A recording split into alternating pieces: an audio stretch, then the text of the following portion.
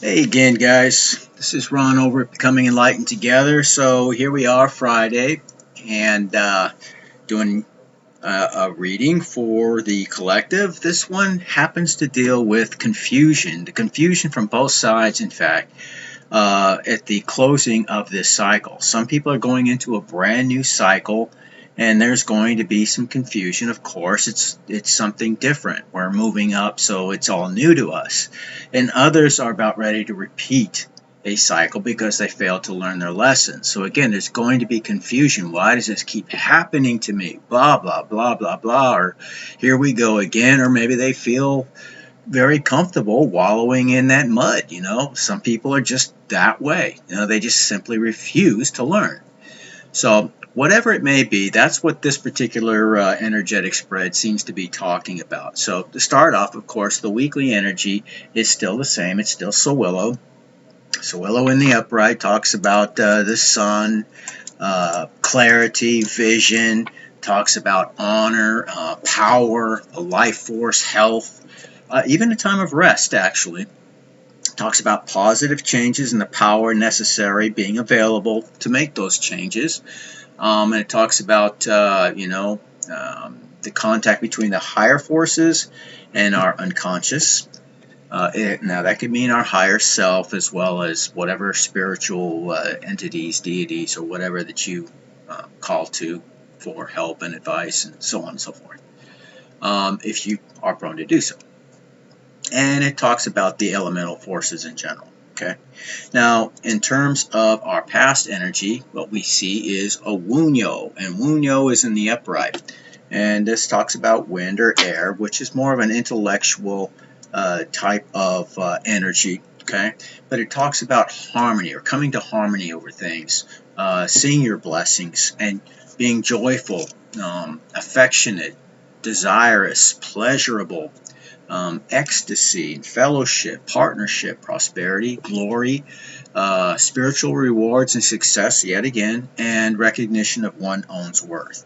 So again, this is all paramount to those, especially from the collective side, who have gotten through this cycle or about ready to step out of this old cycle into a new one.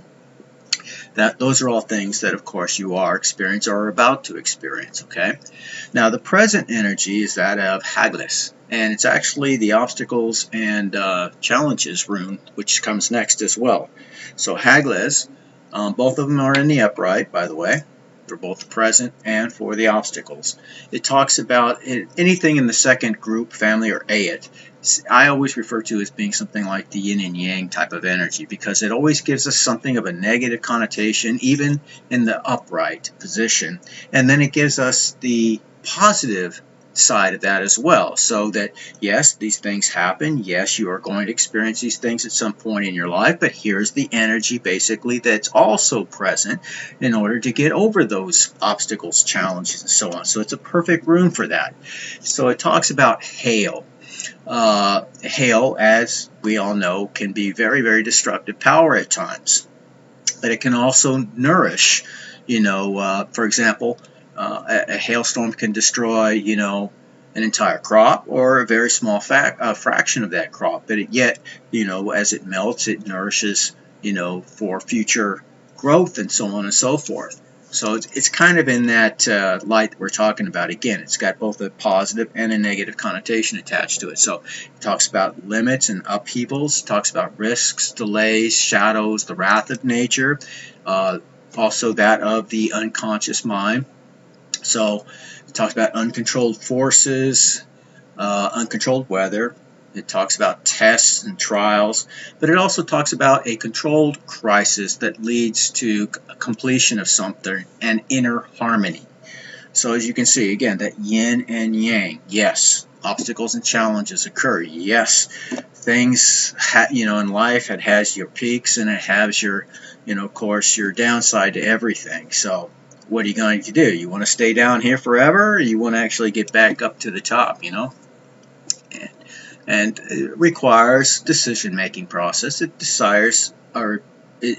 requires a little bit of effort, to get over those, those hurdles and so on. Alright, so that is both the present energy as well as our obstacles and challenges. So again, yin and yang. Yes, things are happening for us. We're confused about these things. Why is this still happening? I thought we were ending a cycle. Well, we are. But like they say, in many different ways, it's always darkest before the calm, if you will. Okay, so and that's kind of what we're seeing. We're seeing a lot of flux right now as we transition from one cycle into the other. And again, some people are going to experience stepping into a brand new cycle with your rewards, being crowned for your victory and everything else, and the others are going to be continuing or actually repeating an entire cycle, a long cycle. So it's not going to be very pleasant. Most of them are not going to be really conscious of that. They're just going to keep saying, why does this keep happening to me? Or, as I said earlier, they're just happy to be wallowing in the mud. Some people feel most comfortable in that. It requires no effort, no work, right? You're just going to be like everybody else. And I guess in a way there's no judgment because everybody around you is doing all the same stuff. But there's no growth either. There's no, being a better version of yourself. There's no victory in that. But to each their own. No judgment from me.